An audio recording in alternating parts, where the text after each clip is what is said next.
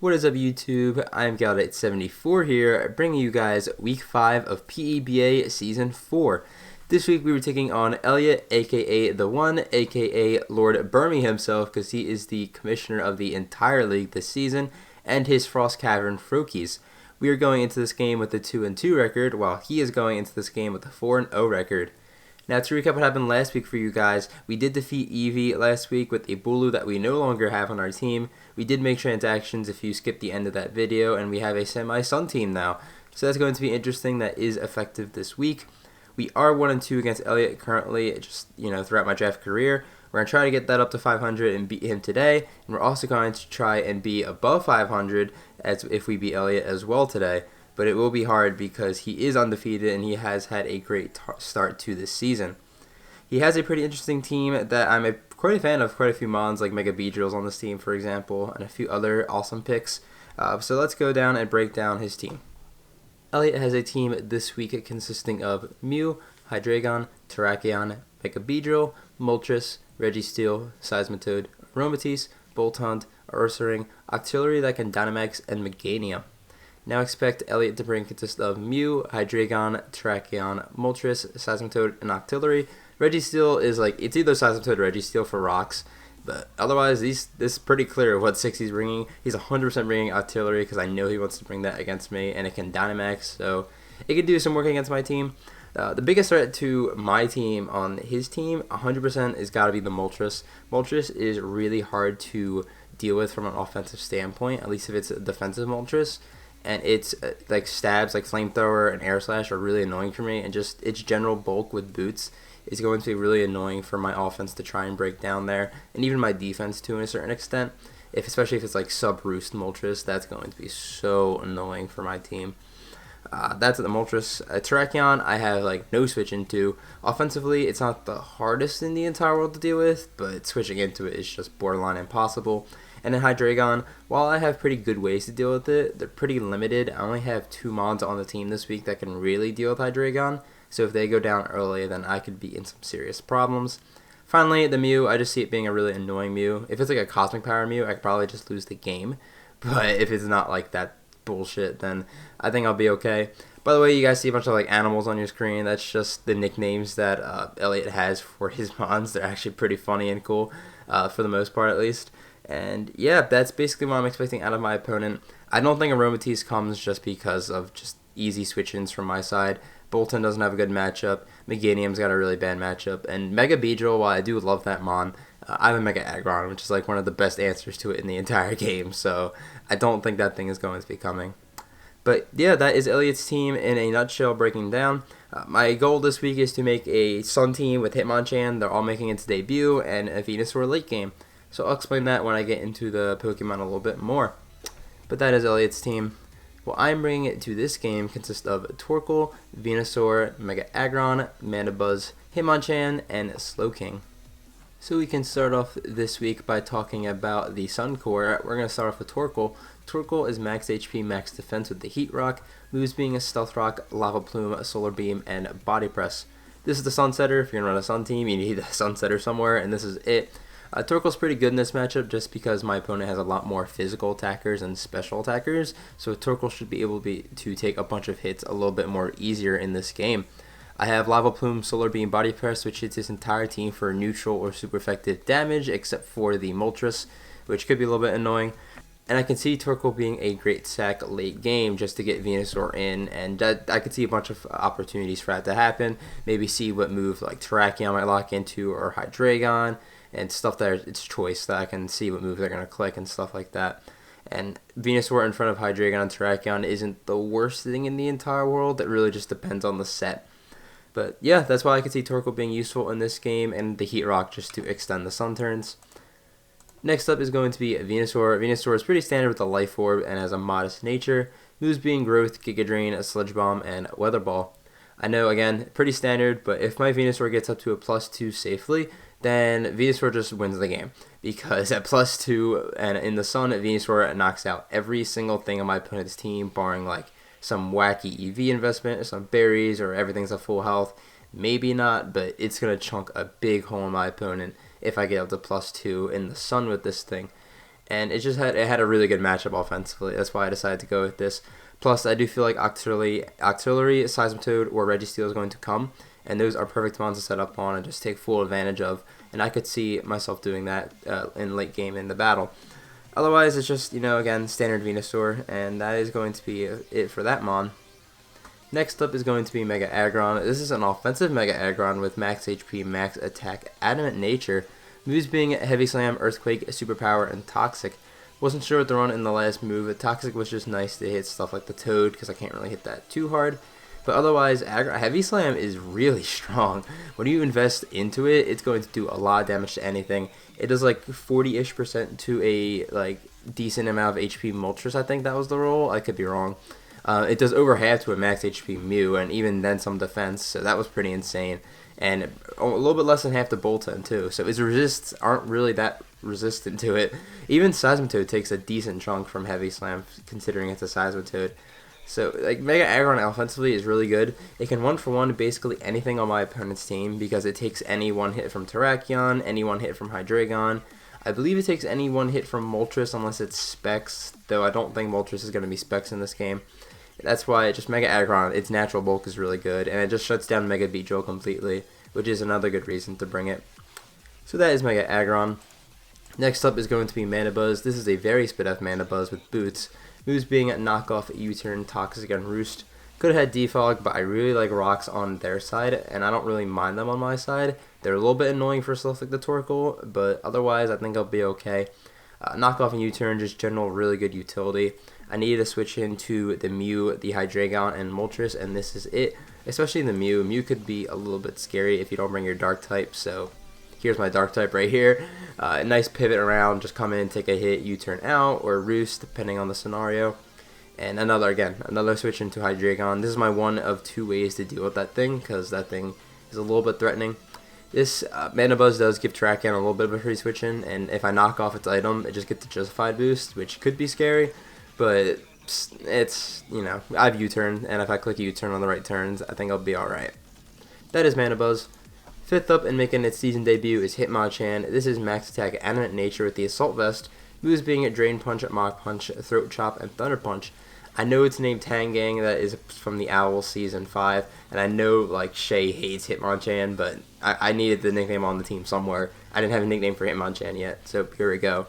I wasn't sure what item to run on this thing. I almost ran Bulk Up with Payappa, but I decided to run AV in the end just to take hits from the Hydreigon a little bit better. This is my second mon that deals with that thing.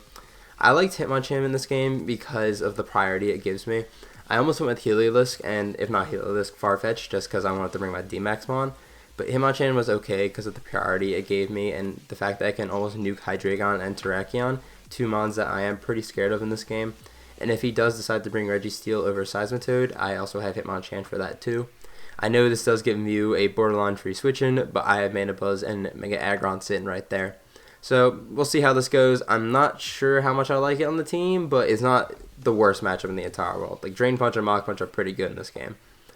And then finally, we have Fillermon of the Week. We have Slowking. Slowking is very defensive with Psychic, Toxic, Teleport, Slack Off with the leftovers. I had no idea what to put in this last slot. I did not have a Terrakion switch in. This is my, quote, Terrakion switch in, because if it's banded, it's not a switch in. And it's another way to, quote, deal with Moltres, though if it's substitute Toxic, I don't deal with it whatsoever. I didn't really have any plans with the Slowking, just to kind of teleport and pivot around. I didn't really need anything else on the team. Entei didn't have the greatest matchup here. Kyurem really did not have that good of a matchup because of its speed tier. I didn't want to bring an offensive mon, and then Sandaconda was the next mon over Slowking, which I almost did bring, but the recovery in Slowking was just too good. So that's why I decided to go at this route. But not much else to really talk about it. It's a nice, decent pivot into Octillery, even though it does get good coverage moves. But yeah, that's all I want to talk about Slowking, and that's all for this team builder this week. I'm feeling pretty good about this Venusaur. I know it's so good against Elliott in this game. And the Mega Aggron I'm really excited to use because I'm finally bringing an offensive one. But yeah, that's going to wrap it up for the team builder. We're going to head over to Pokemon Showdown, and we're going to watch the battle. Alright, as I always say, we are here on Pokemon Showdown, and Elliott brought all 6 mons that I expected. It's very rare that I actually get that right. Toad and Registeel was the only 50-50, and he brought Toad. So that's cool. I'm going to lead off with Torkoal, expecting Toad to want to lead and get up rocks, so I could possibly Solar Beam it. Unfortunately, they lead off with the Moltres as you see here, which is the worst lead for me because I do not have a rock move on my Torkoal. I'm still going to throw up rocks as they go for Flamethrower, and it does half to my Torkoal. I was like, whoa, I was not expecting that. I know Torkoal does not have the greatest def, but that is an offensive Moltres. I thought it was Specs, but just because of the sun. And unfortunately, because the sun is up, they can go for Solar Beam freely and predict my Slowking turn 2. That really sucks, and all of a sudden I'm in a really bad spot here. I thought long about this turn. I decided I'll just sack the Slowking, as fortunately they go for Flamethrower as I go for the Slack Off. So now my Slowking is at a nice, decent amount of health. Solar Beam is a roll. Now that I'm in, it's a roll range, I'm not going to risk it. So I'm going to Mana Buzz as they go for the Flamethrower again, and it doesn't even do half in Sun. So Mana Buzz looking pretty bulky, and I could have just did this to begin with. They go out into the Terrakion. Luckily, I don't click Knockoff because I thought about it. I'm clicking Roost just because Mana Buzz is really good for Hydreigon, Mew, and this Moltres here, so I want to keep this thing healthy. I'm going to switch out into the Slowking just to see what this Terrakion wants to do. As they go for close combat, that is hella banded. That did so much damage. And that's really bad because Slowking doesn't really switch into a banded Stone Edge. So I have to remember that for later. Toad's going to come in on my Slowking as I'm going to just teleport out, seeing what they were going to do there. As I can go into Venusaur. I only have one turn of Sun, though I guess I'll take advantage of it. I can get a hit off. I'm going to go for Sludge Bomb, expecting the Moltres or Mew to come out, as the Mew does come out. So that's pretty cool. I'm going to get some damage on this. It only does 36. I don't get a poison. This is telling me that this is a pretty bulky Mew, definitely max HP, probably a little bit of Spaduf in there too.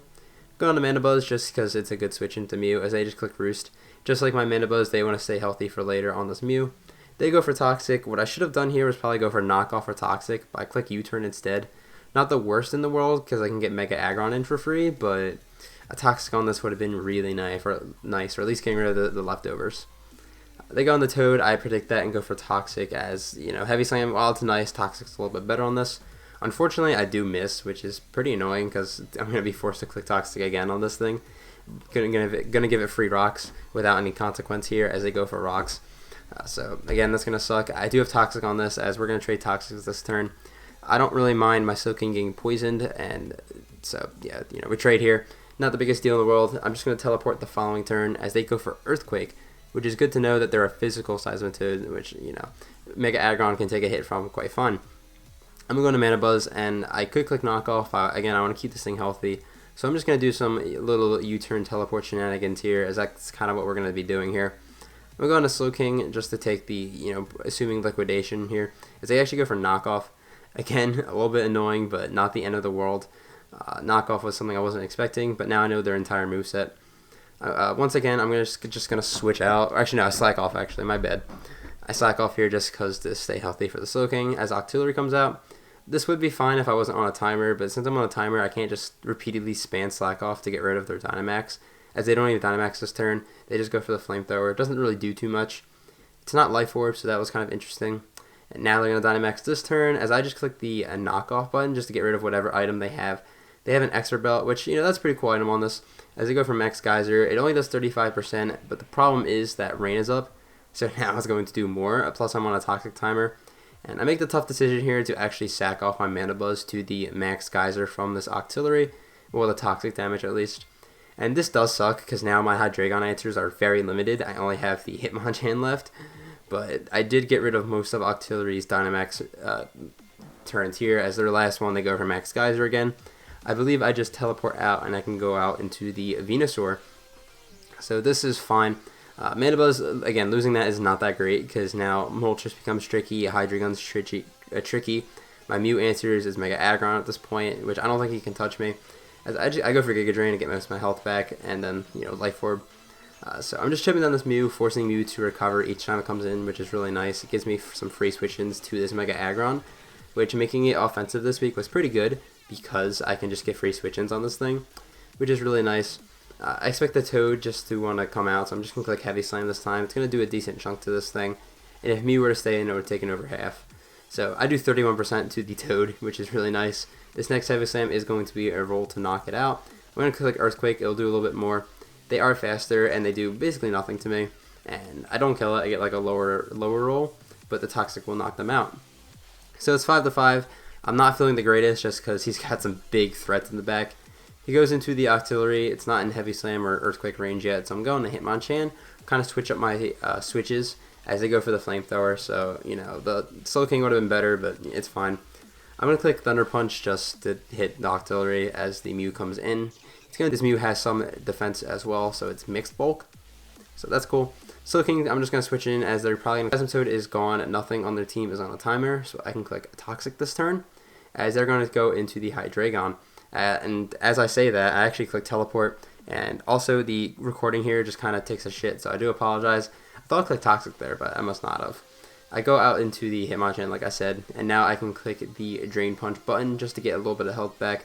I do need Hitmonchan's health in this late game just to take a hit from Hydreigon later on, so that's why I need to keep this thing healthy. I'm going to switch out into the Mega Aggron as I have been doing consistently in this game, and they're just going to click Roost again. I'm like, alright, I'm fine with this. I'm going to click Heavy Slam this turn as Octillery comes out. I sort of thought this would be the sack now that they Dynamaxed, as Octillery is going to be down to 4%. And remember earlier I said I didn't calc that knockoff? Well, it's going to come into play here because I should have realized that this thing had no speed in it, and my Mega Aggron should be outspeeding it. But because I wasn't sure, and I didn't want to take the hit from Octillery, I went on to Slow King here, as you see, and I take basically all health from this thing as I just teleport out to get my Venusaur in a second. But this was really bad because I could have easily just stayed in and clicked the Heavy Slam again and knocked it out. But in this scenario, I have my Venusaur in, which is, you know, that's not bad, but my Slow King is really low now, and Venusaur is in as, well, that's, again, not bad. Mega Aggron would have been better. As now I make a tough decision, I'm actually going to sack the Venusaur, and I learned that I'm faster than Moltres, which kind of shocked me a bit, and they're going to knock me out with the Air Slash. I do sack my Venusaur because I decided to change my endgame. The only way Venusaur was winning endgame is if I got a Growth Up, and I realized that I don't think I'm getting a Growth Up in this game, so that's why I decided to go for the Hitmonchan and Mega Aggron route. And Slow King is here just to kind of pivot around, and I've been keeping that Torkoal in the back just as a sack, and I don't want to give Moltres the Sun, which is going to be really annoying. I make a really bold play here, going to Hitmonchan as they drop a Draco, and that's really bad for me. I was expecting Dark Pulse or Flamethrower to hit the Mega Aggron, and if they clicked Dark Pulse or Flamethrower on Hitmonchan, this just gave my Hitmonchan more Drain Punch, and I could go into Mega Aggron on this Mew afterwards, which I still do. I make the double in the end, but my Hitmonchan is a lot lower than I would like it to be, which really sucks. I'm going to click Heavy Slam as they actually bust out Flamethrower, and that's also bad. I was not expecting that. Elliott did a really good job hiding that in the back. Heavy Slam does 56%, which is a lot of damage. But because they've held that Flamethrower the entire time, their Mew actually can beat my Mega Aggron 1v1 at this point. So that sucks. At this point, this game is basically over unless I get some crits with Mach Punch on my Hitmonchan, I think. Going to Slow King on the Mew as they just going to roost up. I need to Toxic this Mew. My only way I can really beat it at this point. So far, they revealed Flamethrower, Roost, and Toxic. So I think the last move Psychic at this point. So I'm pretty sure this thing can't touch my Slow King. They're going to switch out in the Hydreigon as I believe I teleport this turn. Yeah, I teleport this turn. I go in the Hitmonchan. Because they Dracoed earlier, I am in range of a Draco here. So I'm going to go and sack the Torkoal, expecting them to Draco again, so I can bring my Hitmonchan back out. As you're going to see here, I get the Sun back up with Torkoal, and they do drop a Draco. So Torkoal's going to go down, and it's going to be Hitmonchan coming in. Again, with Mew so healthy and Moltres still lying around, I don't think this game is over, again, unless I get some crits with Mach Punch, or I play around Mew really well. So, you know, Hydra can switch out, a Mew comes in. I'm going to Drain Punch just to get some health back, as I get a nice timely crit here, which is pretty nice, and get some health back. Because Hitmonchan has such a low HP, I get a decent amount of health. I do have the third chop on my Hitmonchan, so I'm going to click it, as they actually just go for Flamethrower in the Sun. They might not even have a Psychic move, seeing that, so I actually live it even in the Sun, which is pretty impressive.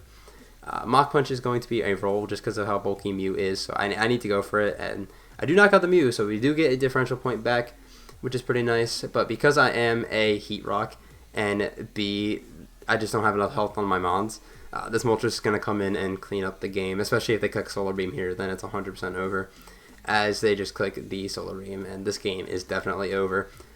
So, yep, spoilers, we are going to lose 3-0 to Elliott in a game where I could have prepped a little bit better, and this is why I am part of Team Mystic, because I like Articuno more than Moltres, and this Moltres just pissed me off here. But this is a really good Moltres set to bring, and again, my Hitmonchan can't really do much to this thing. So yeah, we are going to lose 3-0 to the Commissioner, Elliott, so GG to Elliott. I do apologize if this recording is a little bit scuffed. I had to do it like 3 or 4 different times, and I'm just can't be bothered to go back and look at it and try over again. So, like, not the best recording ever. But Moltres plus the Flamethrower on Mew really did caught me off guard this game. Again, as I've been saying, I was expecting a more defensive Moltres and not that offensive menace that was against my team. Leading Torkoal was also a really bad idea because I kind of wanted to bait them into going for rocks with Toad while I can nuke them, while the opposite happened. I got baited into going up rocks while they just did so much damage to me, which really hurt me in the end game there with the Torkoal. And using Sun against me was really smart on Elliot's part. So one more time, as I've been saying, GG to Elliot. Thank you for the battle. We are going to move down to 2 and 3, which is pretty unfortunate, but the season's not over yet. We're still looking okay here. Next week we do face off against Bidoof. We have the same record. We have a very similar team. Our teams were even more similar before I made my transactions, so I'm looking really forward to this game, and we'll see if Bidoof brings his team Maxmon and Stantler. But that's going to be next week's game. Thank you for watching so much. If you enjoyed the video, please leave a like. If you like Pokemon Draft League content, consider subscribing to the channel. I'm gonna head out of here. Have a fantastic day, YouTube.